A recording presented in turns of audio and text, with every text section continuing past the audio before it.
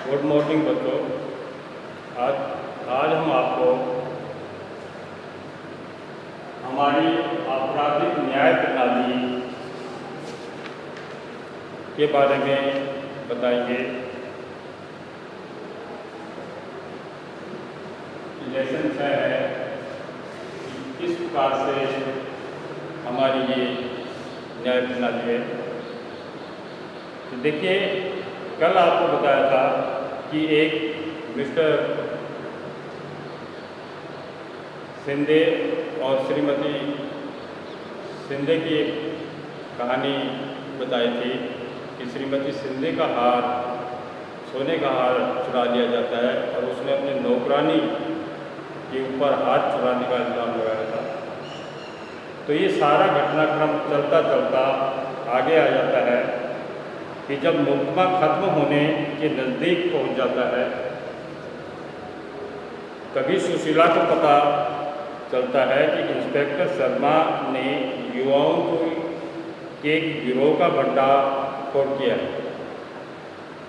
इस गिरोह के लोग शिंदे के मोहल्ले में ही गहनों की चोरी करते थे। श्रीमती शिंदे के बेटे के कुछ दोस्त भी इस गिरोह के सदस्य हैं।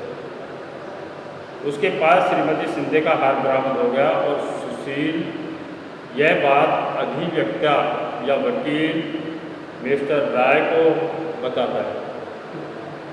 अब अधिवक्ता राय बचाव पक्ष के गवाह के तौर पर इंस्पेक्टर शर्मा को अदालत में पेश करता है। इंस्पेक्टर शर्मा, क्या आप हमें दिखा सकते हैं कि आपने क्या क्या सामान बरामद किया है? तो इंस्पेक्टर कहता है, जी हाँ, श्रीमती शिंदे ने अपना यह हार पहचान लिया है। हमने लड़कों का एक गिरोह पकड़ा है जिसने यह हार चुराया था। उन लड़कों ने अपना इल्ज़ाम कबूल कर लिया था और यह हार उन्होंने ही चुराया था।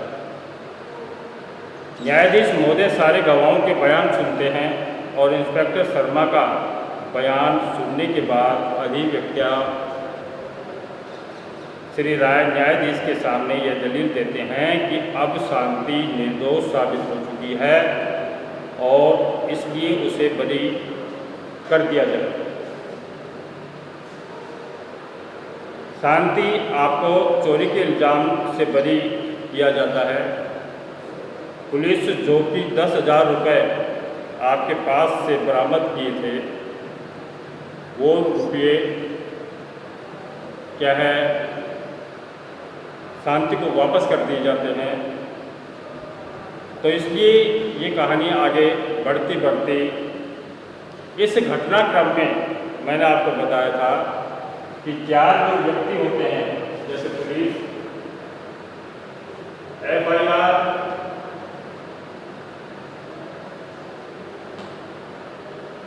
पुलिस में या थाने में FIR लिखवाई गई। उसके बाद थानेदार ने उसकी जांच पड़ताल की। जांच पड़ताल करने के बाद गवाहों के जो गवाह बने थे उनके बयान लिए गए। नेक्स्ट, सरकारी वकील जो कि श्रीमती शिंदे के सरकारी वकील थे, उन्होंने अपने गवाह इकट्ठे किए और जिरह की। आगे बचाव पक्ष का जो वकील था, साथी और सुशील का जो वकील था, ये बचाव पक्ष का वकील था, इन्होंने भी अपने बचाव में गवाह पेश किए, अपना पक्ष रखा। और आखिर में आता है न्यायाधीश। न्यायाधीश ने सारे गवाह और बयानों के बयान सुनने के बाद आके न्यायाधीश ने शांति को बरी कर दिया। उसके लिफाफे में 10,000 रुपये जो पुलिस लेके गई थी वो भी वापस कर दिए। तो इस तरह ये 4 व्यक्तियों की महत्वपूर्ण बच्चों उसमें जांच करने में मुख्य भूमिका रही है चारों की। आपराधिक न्याय व्यवस्था में मुख्य भूमिका रही है। तो आगे हम चलते हैं कि अपराध की जांच जो है करने में पुलिस की क्या भूमिका रही। पुलिस की जो भूमिका रही, पुलिस का काम क्या है, एक महत्वपूर्ण काम होता है कि अपराध के बारे में मिली शिकायत की जांच करना और गवाहों के बयान को दर्ज करना। अगर पुलिस को ऐसा लगता है कि सबूतों से आरोपी का दोष साबित होता दिखाई दे रहा है, तो वो क्या करती है कि चार्जशीट दायर करती है या आरोप पत्र दायर करती है।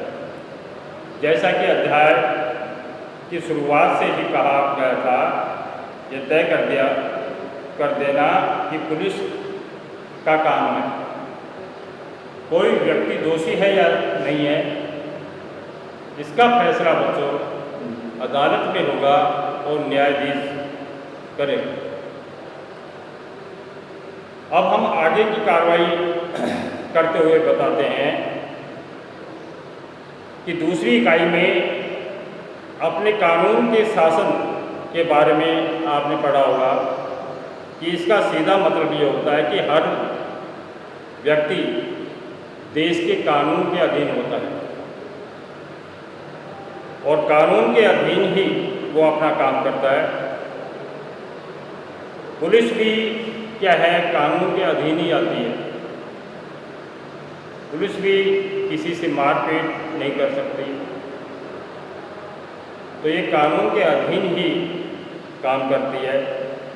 सर्वोच्च न्यायालय ने गिरफ्तारी या हिरासत या पूछताछ के बारे में पुलिस के लिए कुछ दिशा निर्देश तय किए हैं। इन दिशा निर्देशों के अनुसार पुलिस जांच करती है। तो इसके साथ ही क्या संविधान के अनुच्छेद 22 में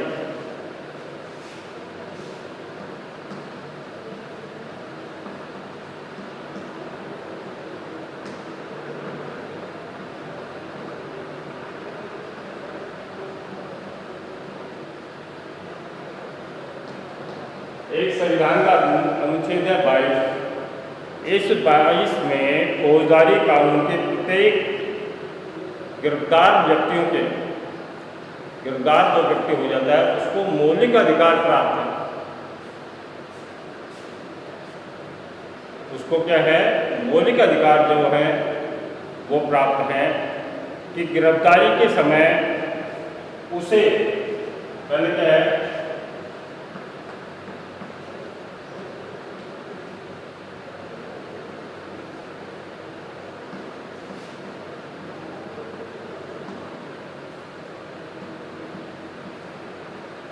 उसे यह जानने का अधिकार है कि उसे इस अपराध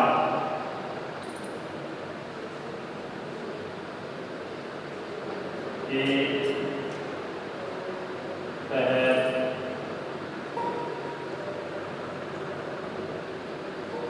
गिरफ्तार किया है। बच्चों, गिरफ्तारी के समय उसे ये जानने का अधिकार है कि उसे किस अपराध के तहत उसको क्या किया गया है, गिरफ्तार किया है, क्यों गिरफ्तार किया गया है।